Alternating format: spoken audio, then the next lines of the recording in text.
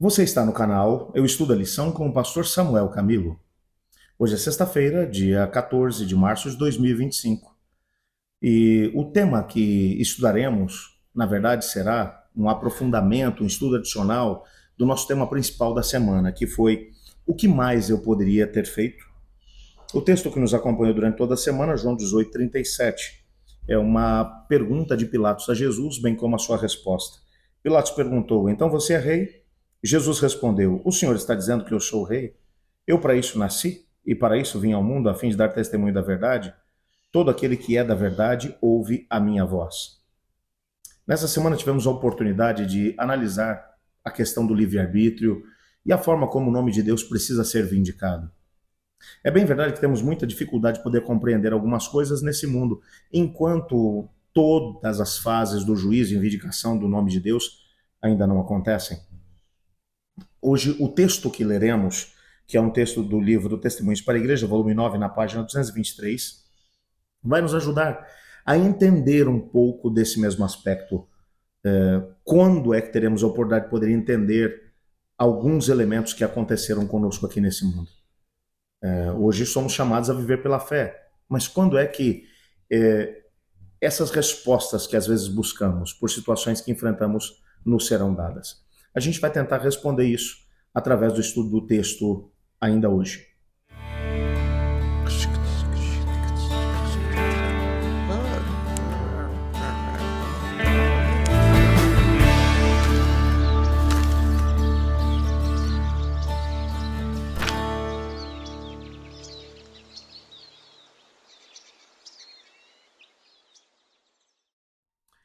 O texto começa, na verdade, com uma afirmação de Ellen White dizendo: tudo quanto nos tem sido confundido sobre as providências de Deus será esclarecido no mundo futuro.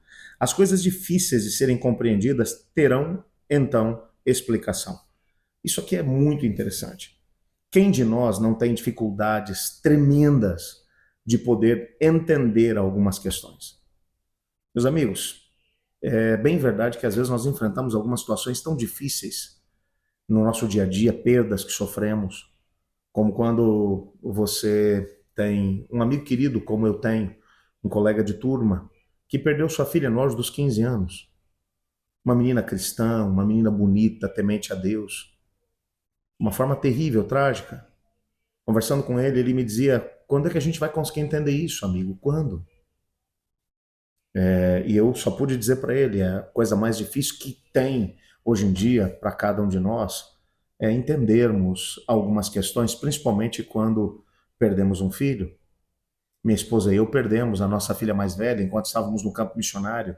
Difícil de poder entender. A promessa que nos está sendo feita é que tudo será esclarecido no mundo futuro. Tudo. Não ficará nenhuma dúvida.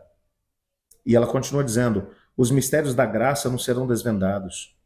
Naquilo em que nossa mente finita só via confusão e promessas desfeitas, veremos ainda mais perfeita e bela harmonia.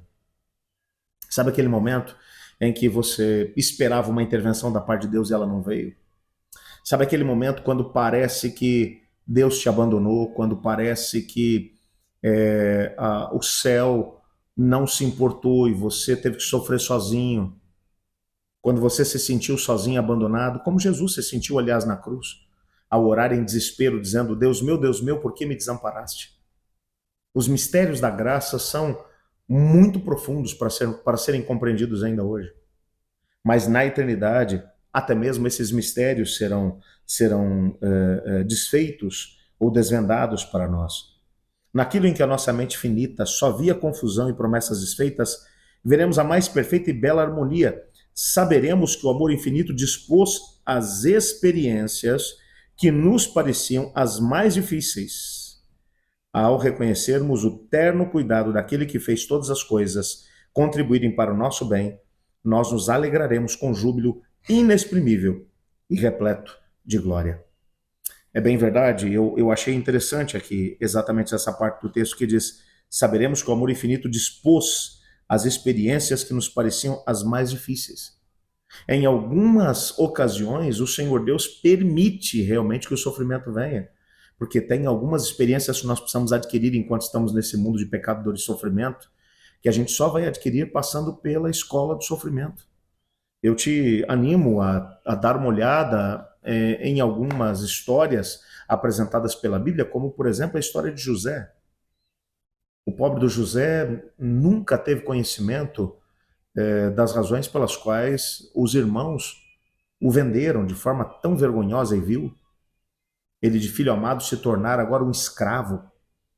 Mas o livre-arbítrio estava em andamento, e José, eu acho fantástica a declaração de Ellen White no livro Patriarcas e Profetas, que menciona que quando José estava na caravana dos ismaelitas sendo dirigido para o Egito, na última noite que ele passou na terra de Canaã, ele estava não tão distante do acampamento do seu pai, a ponto dele conseguir enxergar lá no horizonte as silhuetas das tendas do acampamento do seu pai. Ele chorou, entendendo o que estava à sua frente, mas ele tomou uma decisão. O Deus de seu pai seria o seu Deus, não importa o que iria acontecer. E a partir dali, quantas experiências ele teve? Foi para a casa de Potifar, experimentou algum respeito ainda enquanto escravo, depois foi caluniado pela esposa do Potifar, foi parar na prisão.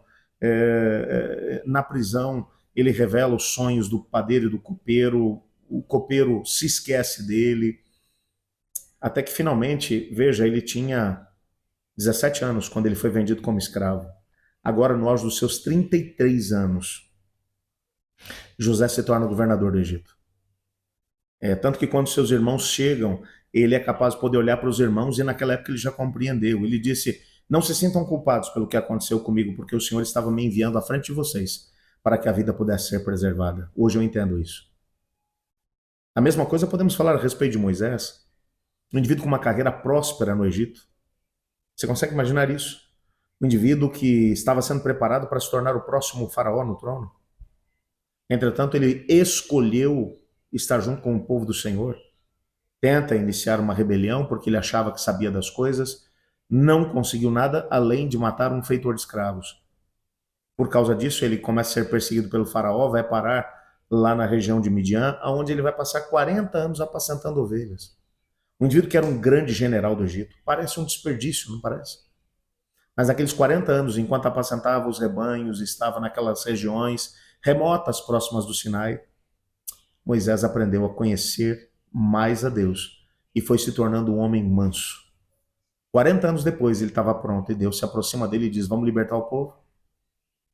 Você entende que Deus, ele usa escolas especiais, escola do sofrimento às vezes, para poder nos preparar. Questões que jamais seríamos capazes de poder aprender em tempos de paz, aprendemos em tempos de guerra. Por isso, neste momento, se você está vivendo dores, angústias, provações, situações que você não consegue compreender, não se desanime. Creia no Senhor e Ele vindicará os desejos do seu coração. Ore comigo. Obrigado, Pai, por Tua palavra, por sabermos que o Senhor nos ama, que tem planos para a nossa vida. Nos colocamos em Tuas mãos de forma total e completa, pedindo apenas que o Senhor nos ajude a permanecermos firmes em Ti.